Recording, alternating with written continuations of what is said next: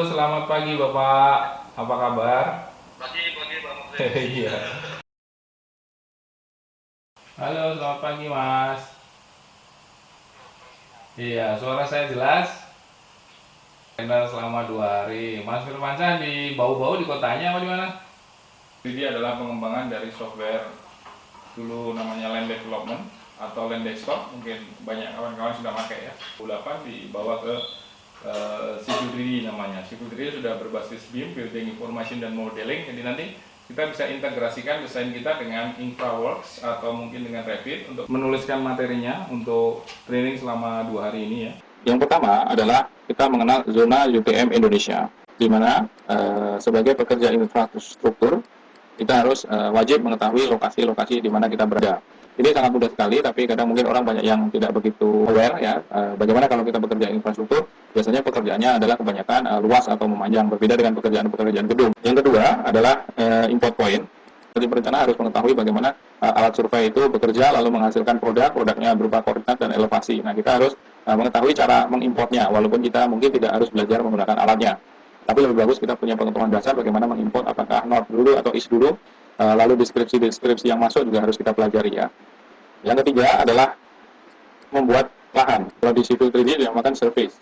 Ada beberapa macam untuk surface ini, nanti kita bisa menggunakan yang pertama dari point, yang kedua dari brickland. Untuk perencanaan lahan kita bisa menggunakan brickland atau kontur. Yang ketiga mungkin dari surface sendiri, volume. Dari surface berbanding dengan surface, dari surface volume. Yang keempat dari copy surface. Yang kelima nanti dari koridor atau kode. Lewat kode. Nah, ini adalah materi surface atau lahan yang banyak akan kita pelajari nanti ya. Untuk pekerjaan yang terkait sama pekerjaan memanjang, biasanya ini digunakan dengan menggunakan alignment. Itu dipakai untuk pekerjaan-pekerjaan yang memanjang, misalnya saluran, jalan raya, rel, kereta api, dan lain-lain. Untuk pekerjaan setempat tidak menggunakan alignment. Pekerjaan setempat yang dimaksud adalah misalnya pekerjaan lahan, pekerjaan perencanaan kawasan, dan lain-lain. Civil 3D menghandle 2 skup pekerjaan, yaitu yang pertama pekerjaan memanjang dan yang kedua pekerjaan lahan.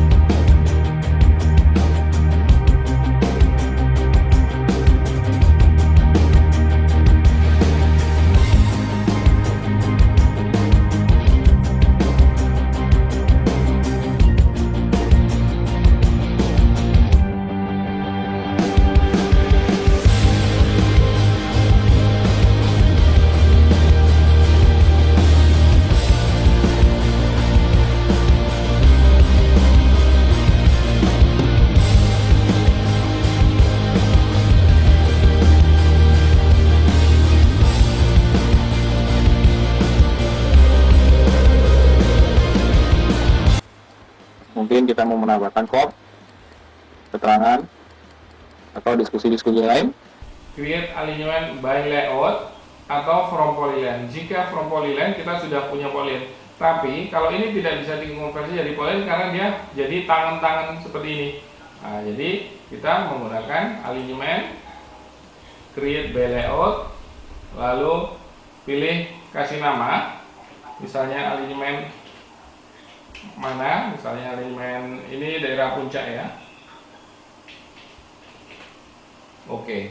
Nah, di sini ada STA, kita bisa mulai dari STA 0 atau tidak. Kadang-kala ketika kita bekerja di kontraktor atau pekerjaan yang kita bekerja sama dengan perusahaan lain, kita bisa mulai dari STA yang sudah ditentukan. Oke, untuk membuat label kita harus membuat surface rencana yang menyelimuti. Tapi untuk menghitung volume kita menggunakan bawahnya, karena ini dianggap material kekerasan yang dibayar berbeda dengan galian timbunan biasa ya. Kalau kita menggunakan volume lewat atas berarti nanti ini dianggapnya kena timbun gitu. Nah, kita akan mau ngecek kode dari atasnya. Untuk melihat dan membuat surface, kita tahu kode ada di posisi assembly. Sini. Nah, kita klik satu, lalu klik kanan, sub assembly properties, lalu ke codes. Nah, ini ada 3, ada namanya link, ada point, dan shape. Nah, link itu adalah garisnya, ini garis namanya link. Lalu point adalah bulatan yang tadi kita masukkan tadi ya. Lalu shape itu adalah arsirannya, warna-warni, ada hijau tadi ya. Oke, ini ada 3. Yang paling kita harus ketahui untuk membuat surface adalah link. Link ini ada posisinya, ada beberapa nama: top, pave, pave 1, pave 2, base, subbase, dan datum. Oke, lalu kita baca deskripsinya. Oke, top formation link. Top adalah top formation link. Kita catat untuk mengkode daripada koridor. Kode atas. Oke, untuk atas dia disebut namanya top formation link. Dari mana saya tahu atas? Karena ini titik paling atas, kodenya top formation link. Berarti kalau kita menggunakan atas, kodenya top. Oke, selain itu ada namanya pave. Kenapa saya tahu ini namanya atas? Karena di sini deskripsinya, yaitu any finishes grade surface on pave section.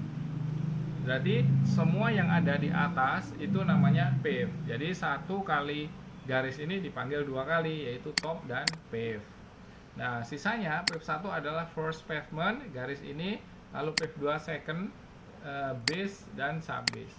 Nah, khusus untuk yang bawah itu gunakan subbase dan datum, karena di sini sudah ditulis link on subbase. Ini atas menggunakan kode top dan pave, yang bawah menggunakan kode datum. Namanya yang tadi ada 2, yaitu subbase dan datum. Oke, kalau sudah oke. Nah, kita harus cek satu-satu masing-masing. Karena ini sifatnya sama, tadi mirror, maka ini persis. Kalau kita buka lagi ke codes, nah ini isinya sama dengan yang sebelah kirinya, karena dia hanya sekedar kopinya kiri dan kanan ya. Nah, yang harus kita ketahui adalah solder atau sampingnya. Klik kanan, sub assembly properties. Ini ada codes, ada sini, ada top, pave, pave 1, pave ini. Nah, ternyata kalau kita amati ini sama persis antara solder dan main root sama. Berarti kita bisa menggunakan bersama-sama. Ketika menggunakan atas kita panggil top, ketika menggunakan bawah pakai subbase atau datum. Oke, ini tidak masalah, langsung otomatis sama. Nah, yang terakhir ada di sini. Di sini tidak perlu klik kanan, sub assembly properties, tapi taruh di atasnya saja. Lalu kita lihat ada paling bawah deskripsi namanya link codes, ada top dan datum. Nah, berarti kalau saya menggunakan tadi ketika atas ada kata-kata top dan pave, ternyata pave tidak terdaftar, yang terdaftar hanya top. Berarti untuk atas yang saya pakai hanya top saja, karena kita butuhnya dia menyelimuti benar-benar sampai ke kakinya di sini. Oke, lalu kalau kita membuat surface dari bawah, kita tidak bisa menggunakan subbase karena sampai ujung sebelah kiri adanya datum. Berarti ini datumnya yang akan saya tanda kurung, lebih diprioritaskan. Oke, setelah kita tahu kode-kodenya, kita ke gambar koridor. Lalu kita buat surface, corridor properties, lalu kita ke tab surface, klik di sini, pilih nama atas untuk membuat surface lewat atas. Habis itu tadi kodenya apa atas? Masih ingat? Yang kita pakai apa? Top. Top ya. Oke, Top. kita cari di sini kode top. Nah, ini ada di sini kode top. Lalu kita dorong pakai panah agar dia turun. Nah, lalu untuk overhang kita isikan top juga, top link. Oke, untuk stylenya biar berwarna-warni saya ganti menjadi elevation bending 2D, Mas. Oke, kalau sudah. Kita tunggu hasilnya.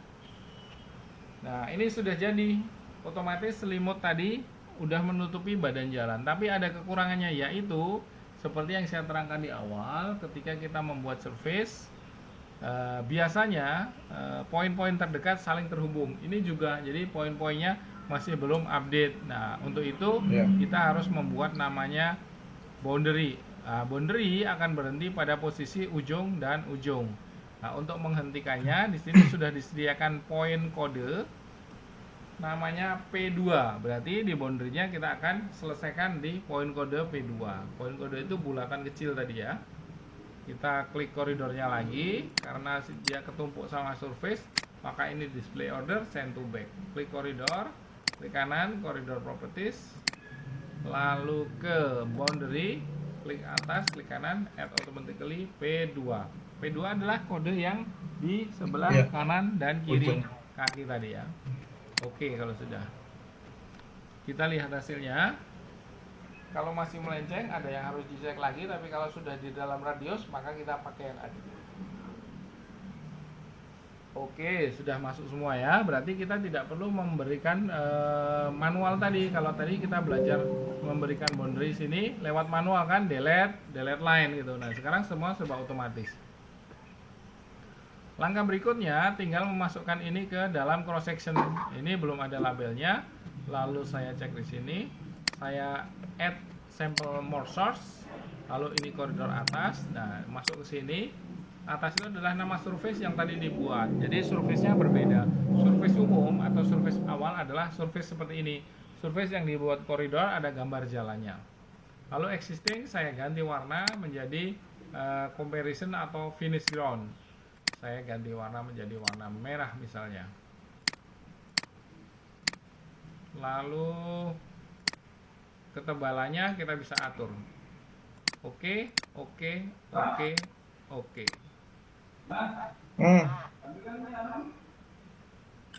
Iya. Iya. Iya. Lanjut. Halo. Ya, silakan, nggak apa-apa. Iya, lanjut. Oke, udah. Nah, ini otomatis sudah masuk. Nah, setelah masuk tinggal kita mengganti ban setnya. Oke, caranya klik kanan, section view group properties. Ada di sini namanya section, ini namanya koridor yang aslinya. Lalu ada section view, kita ke change ban set, section view change ban set. Lalu kita ke design, geser sebelah kanan, semua yang ada namanya surface 1 itu desain semua, yaitu surface atas tadi, surface atas, surface atas, surface atas, surface atas. Yang di sini ada surface atas ini. Oke. Yang surface 2 tidak. Ya. Oke. Berapa? Iya. Yuk. Halo. Nah, ya, silakan. Lanjut. Nah, sudah jadi sekarang ini adalah bentuk dari elevasi-elevasi. Nah, pastikan ini dan ini berbeda. Kalau ini masih sama berarti tidak benar. Kalau saya lihat 34, 35 ini sudah berbeda ya. Lalu ini adalah fungsinya gali atau timbun. Kalau seperti ini berarti ini gali kayak gitu ya. Ini timbun ya, posisi plus. Tapi kalau yang posisi gali, maka dia ada tanda minusnya. Berarti dari tanah asli digali 2 meter ketemu elevasi itu. Ya. Lalu bawahnya juga. Jadi kalau offset adalah berapa badan jalannya. Di sini ada offset 3,5. Berapa ujung salurannya? Ada offset 6,75. Berapa ujung konstruksi? Ada offset 11,895. Kira-kira seperti itu ya. lalu ke kakinya. Nah, tadi untuk kode bawahnya kita gunakan apa tadi? Datum ya, karena subis di sini tidak ada kode subis. Nah, lalu kita kembali ke koridor. Nah, pada posisi koridor ini sudah ada surface lama, yaitu surface top. Nah, kita surface properties di no display aja, kita matikan. Datanya masih ada tapi tidak nongol di sini ya. Langkahnya sama dengan tadi, masih mengulangi, yaitu membuat surface, tapi pada saat ini surface-nya adalah surface bawah atau surface quantity. Corridor properties, lalu ke surface, lalu saya klik lagi di sini, lalu bawah, lalu kodenya kita ambil. Tadi kodenya apa? Datum. Kita cari kode datum, lalu selesai kita tambahkan add, lalu kasih check mark. Ini pakai bottom link, overhangnya pakai bottom link. Habis itu stylenya kita ganti, stylenya warna-warni agar kelihatan. Elevation bending. Oke, apply dulu. Setelah apply ke boundary, lalu kita ke bawah, add automatically, pilih koridor P2. Oke, sip. Nah, kalau dia keluar dari jalur berarti boundary-nya belum benar, tapi kalau sudah masuk ke dalam koridor berarti sudah benar. Nah, sekarang kalau kita lihat surface, ini ada, kita sudah mempunyai surface existing adalah surface tanah asli, kopian adalah surface tanah asli yang dinaikkan, lalu ada bawah dipakai untuk menghitung volume nantinya, atas adalah untuk membuat label. Nah, kita ke sini, ke cross, database tadi di posisi koridor sudah ada, tinggal kita masukkan ke cross section. Klik grid-nya, lalu ke sample more source, lalu ambil button bawah, add. Lalu jangan gunakan yang sama karena nanti warnanya sama ya. Ini saya ganti dengan stylenya misalnya comparison. Lalu misalnya warnanya lain, tadi belum ada ya. Lalu ketebalannya juga kita bisa atur. Oke, kalau sudah, oke sudah. Nah, kita akan lihat apakah warna merah sudah berhasil ada di bawahnya. Nah, ini sudah ada, cuman dia tidak tebal kali ya. Oke, saya cek dulu.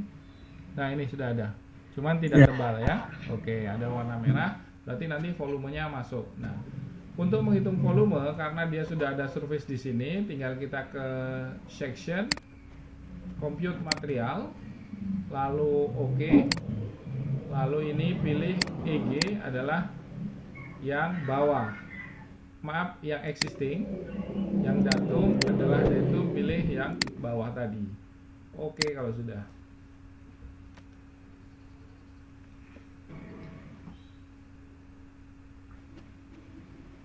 Nah, kita lihat hasilnya. Biasanya untuk gali warna merah, untuk timbun warna biru. Ini timbun. Jadi di sini nanti yang dihitung material timbunannya. Lalu kalau gali, dia akan digali dulu sampai ke bawah. Selesai dibayar, baru dia akan dimasukkan perkerasan gitu. Jadi udah komplit. Ya, ini baru gambarnya. Untuk volumenya ada di sini. Section, add table, total volume. Nah, ini split table-nya cabut, oke saja. Lihat hasilnya ada di sini. Ini adalah area STA awal, lalu area potongan STA awal, lalu ini adalah kumulatif. Ketika sudah ketemu 25, maka dia sudah muncul volume terus. Total project volumenya ada yang paling bawah. Ini secara keseluruhan. Tapi ketika kita punya material sedikit, kita bisa memperkirakan misalnya ini daerah timbunan, kita cuma punya berapa kubik, kita bisa lihat rencananya. Berarti material kita bisa digelar sampai STA berapa, seperti itu untuk memprediksinya. Oke, mudah ya, langsung jadi quantity ya. Kita ulangi sama-sama. Saya save dulu, kasih nama tadi apa, cross quantity ya, silakan. Oke, jadi setelah nanti peserta latihan, kita akan mendapatkan video tutorial, dan selama training juga kita sudah rekam, nanti video tutorialnya bisa kita sampaikan. Nah, tujuannya dari training yaitu ketika peserta selesai ini akan terus latihan, karena kalau untuk menggunakan software ini ketika tidak latihan biasanya mudah lupa gitu ya.